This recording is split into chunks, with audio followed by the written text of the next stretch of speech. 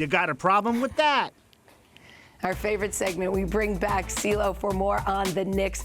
You and plenty of others wanted DiVincenzo's, so here you are. You're very happy, but do you have a problem with the length and amount of money in his contract? By comparison, the Lakers gave Vincent a 3-year, $33 million contract.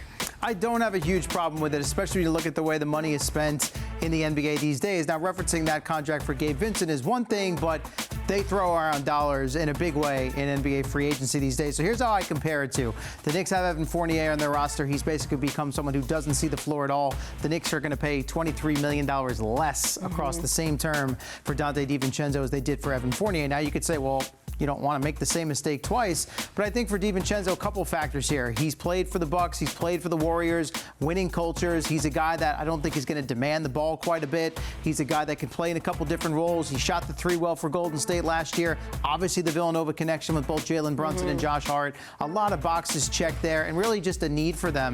A guard, a guy that can defend, shoot the three. Those were some of the things that were missing during the playoffs, I thought, for the Knicks. Right, well, now to the guy that they traded away. Obi Toppin was the 8th pick of the 2020 draft, the first under Leon Rose, and they dealt him for 2 future second-round picks.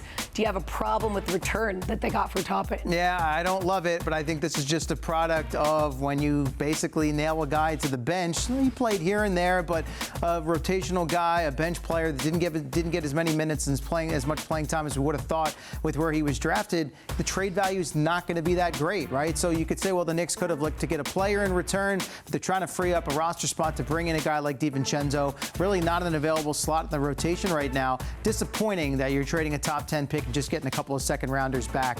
The Knicks seem very focused on adding to that war chest of draft picks they've been accumulating, waiting for the time to strike and make the big move. We still don't know when that's going to come, but this is adding to their assets, so that part's okay.